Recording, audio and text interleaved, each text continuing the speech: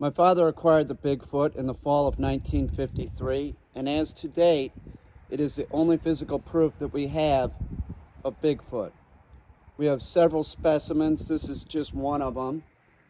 This is a male, and it's not a big male, so it's been assumed that it's a juvenile. Now, if it's stretched out, it measures 6'7". So it looks a bit smaller, but I guarantee you if it was standing up, it would be terrifying. Originally, the plan was to keep this one alive, and that's what they were trying to do. Like the other Bigfoots, they really had no other choice but to euthanize it. I'm not really sure if there's some kind of grand scheme that my father and his friend Morty and the hunting guide are involved in, meaning is there some kind of higher power that allowed them to, acquire these creatures for mankind to see. Now, with that said, they have been frozen for 65 years. All the physical proof has been frozen and kept frozen by my father. And this Sasquatch in particular is whole. There's another one that's whole that's smaller. But I remember as a kid, my father went to great lengths to keep this frozen, and he had taken a seal test ice cream freezer. It was like a long ice cream freezer, and sort of built around it, like cut it apart and built around it to make it bigger.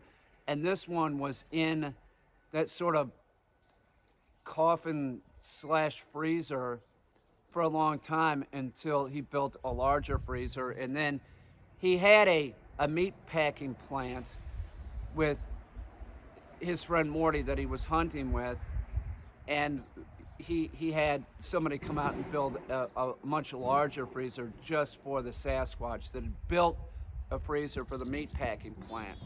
So that's what was used for years. In the last 15 years, something like that, I've had most of the Sasquatch, either the parts or the whole ones. I've been in charge of them. My father gave me charge of them, and they were willed to me when my father passed away. So these stay in a secure location, not too far from my home. Well, within 200 miles. It's in a sort of storage facility with a freezer. It's very important that we keep these as cold as possible, and there has been DNA taken and given to science, and some of the objects have been out being looked at by scientists from some major universities. When the DNA is run, there's nothing to compare it to, and it comes back, they just say unknown life form. They don't know what it is. So they're not really sure what Bigfoot is. A lot of people have asked, why did it take so many years for this to become public? And it was a lot of stress. It's been a lot of stress on me since I've been in charge of them. And it was a lot of stress on my father. There were people that knew about it. My father was in a sort of business deal with John DuPont, who I remember my father saying was just batshit crazy, and made the decision that he didn't want to have anything to do with the DuPont Corporation. But my father had told me that there were plans of, extracting DNA. But the skin is real tough. There was some kind of talk about maybe the skin could be produced in a lab, something like Kevlar. It's very tough. It's not like that of a mammal. And the reason why I say a mammal, because it appears to be a mammal, but it's not. Like I said, the DNA comes back unknown life form. So can we really call it a mammal? It is an animal that is covered in fur, and it has genitalia like a male or female mammal, but I'm not so sure we can classify it as a mammal, meaning it could be from, I know it sounds crazy, but interdimensional, or from another planet. It's my belief that they are involved with the gray aliens, I know it sounds crazy, but what they are is a biological recording device. That's why we don't find the dead bodies usually on the planet, or we don't see any type of dead bodies, bones, anything they've been eating, anything like that, because they're here for a time, and then the gray aliens extract them and then extract whatever information they can from their bodies.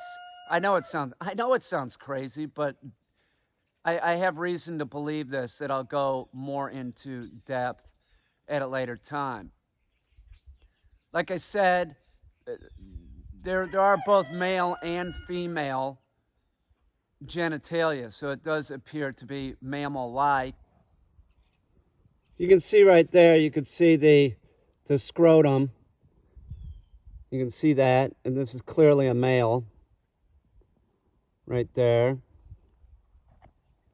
See his gigantic hands, they have real big hands.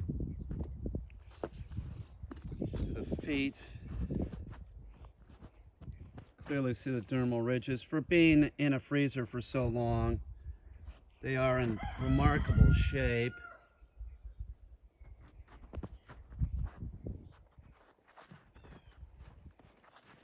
Now he is, it is warmer than I thought it was going to be today, so I am going to end this video, and we have to get it back to the freezer. So we're going to pile some of the snow on top and get it back to where it needs to go. And I will be showing more of the Bigfoot.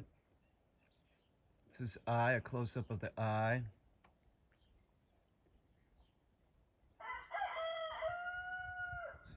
The other eye over there. It is impossible to say what the origins of the Bigfoot actually are. There's a lot of lore, there's a lot of Indian lore. They've clearly been coming here. I believe that they're coming here, that they do not live here. That's why we don't have, you know, we should have more physical proof other than from 1953 when my father and Morty were hunting. There should be, but we just don't see it. It's absolutely impossible to say what the origins are of the Bigfoot, but they are 100% real, and people are seeing these. And some people seem to see these more than others. Similar to, I know to some people, like when I talk about UFOs, they're like, oh, I can't deal with that, that's insane. But if you look at the videos that were put out by the US Navy, it's impossible to say what the exact origins are of the Bigfoot. Absolutely. We don't know much about this species. It seems that we're never finding their remains. The only remains that we have are from my father and Morty Lucas hunting in 1953.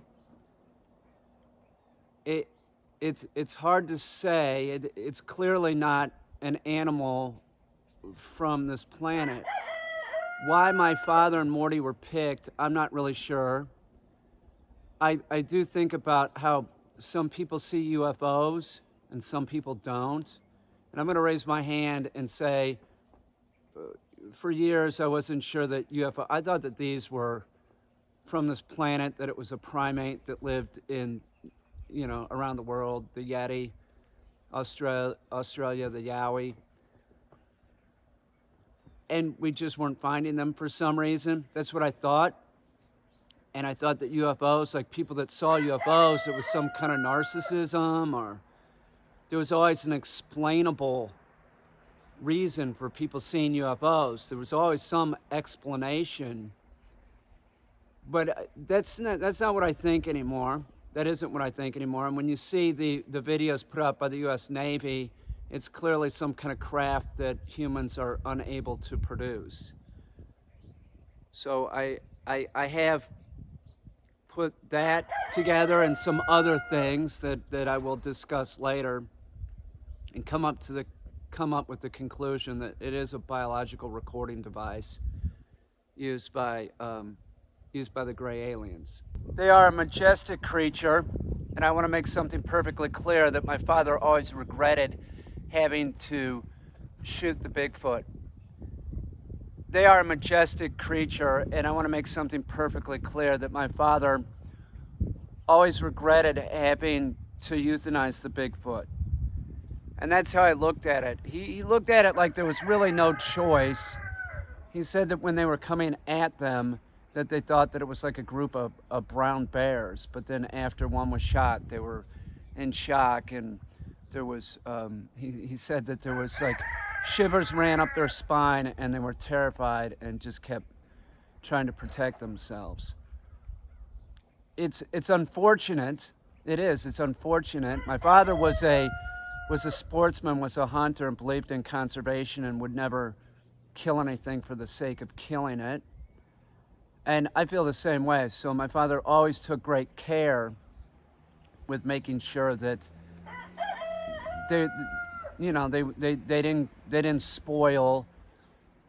They're not going to go to waste. He was always concerned about the condition that they were being kept. So you're talking about 60 some years. They are still in pretty good shape.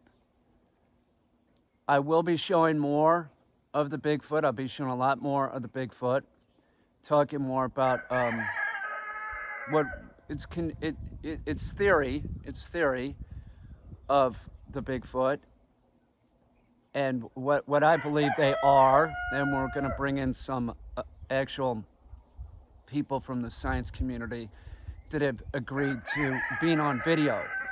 Now, I want to state this one more time. It was fearful for my father to have these in his possession. It's been fearful. I've felt threatened, and there's been this fear that the feds will come in and take the Bigfoot.